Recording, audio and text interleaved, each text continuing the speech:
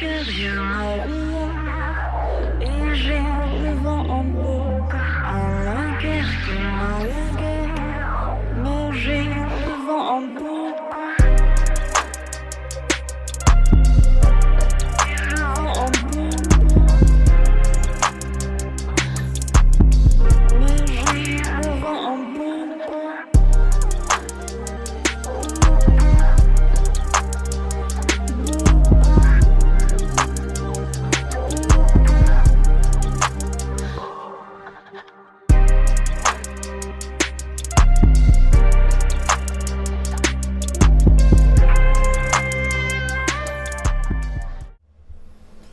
Yo, what's good YouTube? I'm back with another reaction video, and we got how great was Larry Bird's prom.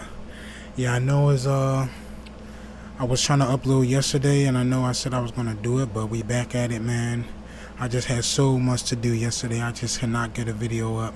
I was trying my best, but I didn't want to put it out too late. I wanted to get it early enough, so I was like, you know what? I just had no choice but to wait till the next day. But we are here now, y'all, and I am back. I didn't really go nowhere. I just had a lot on my plate I had to take care of. And yeah, family come first. You know, I had my son. I had a lot of things I had to do. You know, things on, you know, with my girl and all of that. So we back at it, y'all. Let's get straight into this video, though. But, you know, things happen in life, man. Nothing is perfect. Nothing is perfect at all. And everybody understand that, because I know a lot of people have family. And if we, you know, don't have family, but it's still everybody has things to do. But anyway, man, enough of me talking. Let's get straight into this video. Let's get it, man. We back with this. This is a new video too, actually. I've seen a couple people, because when I was scrolling on my YouTube, somebody actually sent this to my email. I think his name is RP. Shout out to RP. I seen this video scrolling around and on YouTube yesterday, and I was like, oh wow. And then when I checked my email to check to see what videos I could do, see people sent me, this was the first video I saw. So let's get straight into it, y'all. Let's get straight into it. Larry Bird is fast becoming one of the most divisive characters in basketball history, with some recognizing Bird as the greatest player of all time, while some have him dropping out of the top 10 altogether. This coming in recent years amid the rise of this current crop of NBA talent, coupled with mounting narratives of the alleged physical inferiority of other eras. Oh, well, you know, he was being guarded by plumbers and firemen. And Larry Bird presents a major dilemma, which is on the rise as of late across the board in all of the major sports. How do you weigh different eras? How can you cross-compare different players who might have existed decades apart from one another, played against varying levels of competition, and in starkly contrasting league-wide environments? How can you factor in elongated time of play and peak performance extension amid technical advancements in nutrition, supplementation, training philosophies, and implementation? Fundamentally, the answer is complex. Bro, what are you talking about, man? But one element of comparison is easy. How dominant were you in your own time? How much did you excel against the competition within your own era? And how feared were you?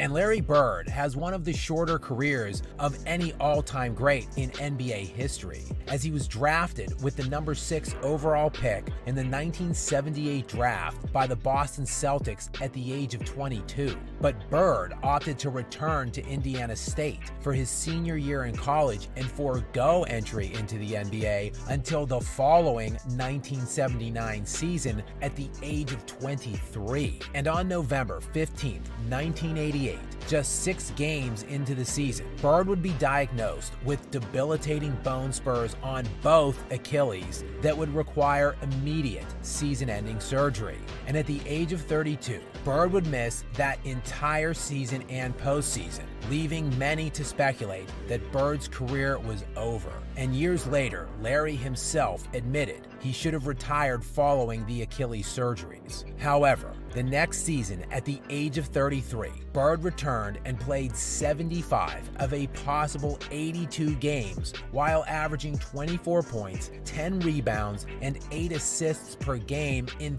39 minutes a night. Load management be damned.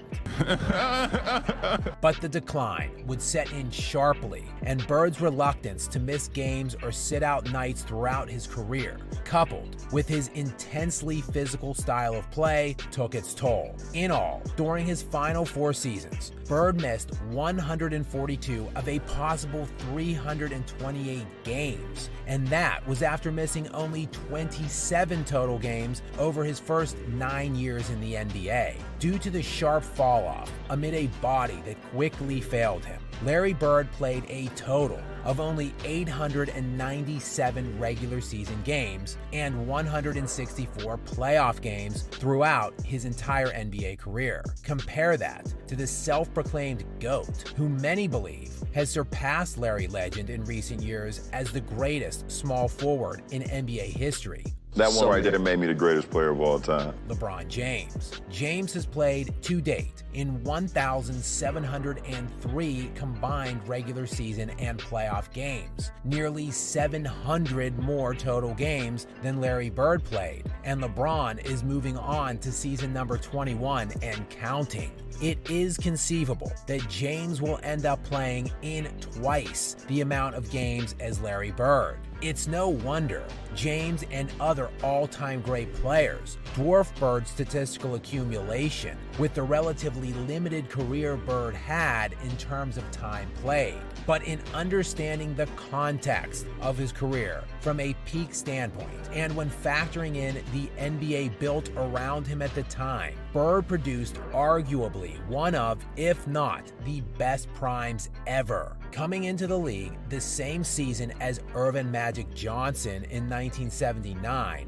it would be Bird that won Rookie of the Year that season, while also being named to first-team All-NBA and making the NBA All-Star team in just his rookie season. And from that 1979-1980 season, Bird would be named first-team All-NBA for the first 9 seasons of his career, while the Celtics would make 8 conference finals over those 9 seasons. And this Eastern Conference was a far cry from that of the Chosen Ones era that he feasted on, which was one of the historically weakest conferences ever. But the Eastern Conference of the 1980s was the power conference. This decade saw one of the greatest teams in NBA history in that conference, the 1983 Moses Malone and Julius Erving-led Philadelphia 76ers. It had the Bad Boys Pistons, the Dominique Wilkins Atlanta Hawks, a perennial 50-win Milwaukee Bucks team, and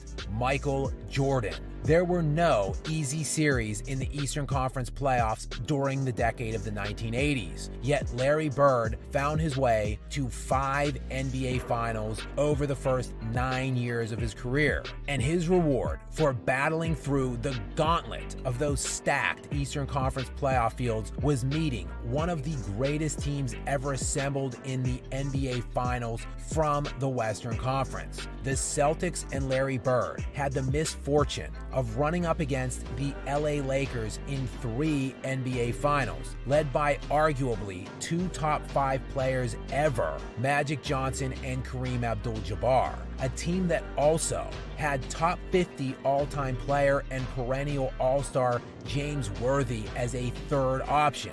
Yeah, Bird lost to that team twice in the NBA Finals for his only 2 finals losses. But he also beat that team in the NBA Finals for 1 of his 3 finals wins. Oh, and also beat the Hakeem Olajuwon Rockets in another NBA Finals. The accumulated number of elite, high-end opponents Bird faced throughout his 9-year run puts him in the running of having acquired some of the most difficult rings in league history. But this should come as no surprise, since Larry Bird was one of the most high-leverage winners the sport of basketball has ever seen, as the Celtics were just 32-50 and 29-53 the 2 seasons prior to Bird's arrival. But in just his first season in the NBA as a rookie, Bird elevated the Celtics from 29 wins to 61 and took Boston all the way to the Eastern Conference Finals.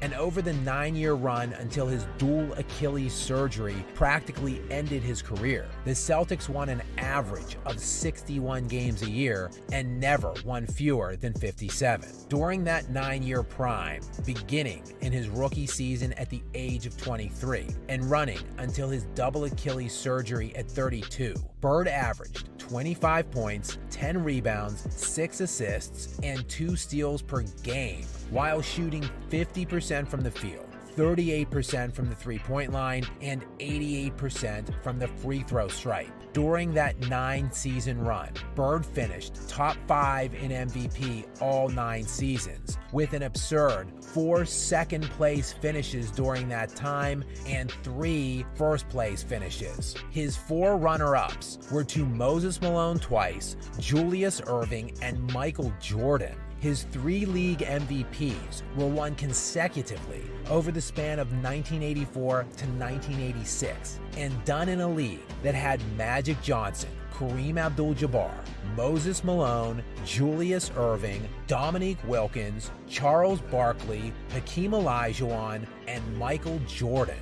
In the 1980s era, an era defined by arguably the greatest collection of high-end historical NBA talent, the case that Larry Bird was the greatest player of them all during that decade is an easy one to make. So while players that have played drastically longer than him might have stacked more stats than him, what if the question was how dominant were you in your own time? How much did you excel against the competition within your own era? And how feared were you as a player? Under those parameters of evaluation, it is clear that Larry Bird still stands on an island with very few guys who have ever played in any era.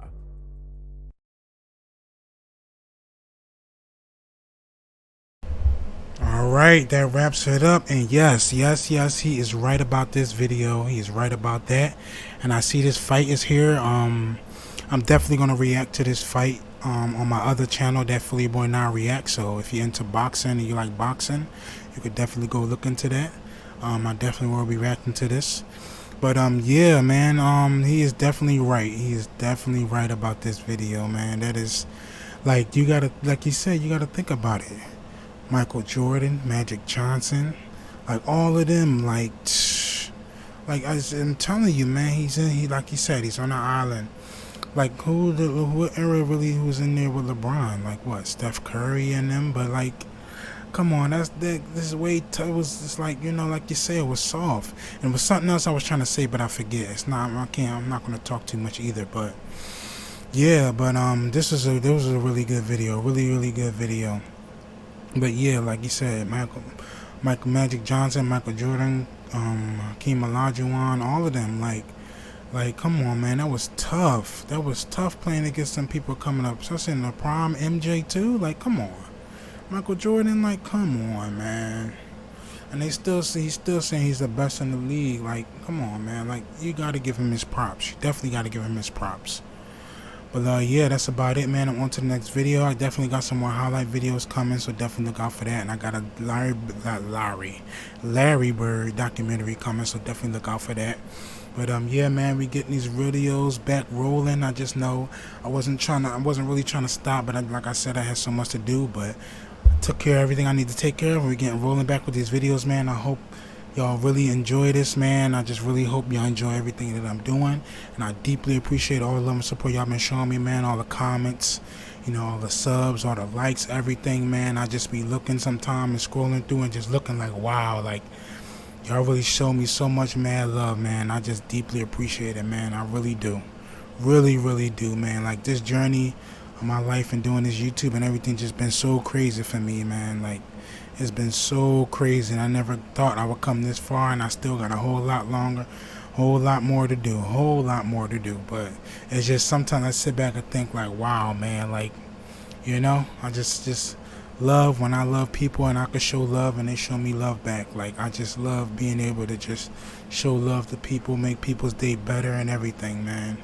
But yeah, that's about it, man. Subscribe if you're new. Hit that like button, turn on that bell, man. I'm uploading every single day. And I'm out, man. On to the next video. And once again, I deeply appreciate all of the support. If you got some videos you want me to do, leave them down in the comments, and y'all can continue to keep sending them at my email at thatphillyboy9@gmail.com. And yes, I love y'all, man. I'm out. Peace. Est-ce que je m'en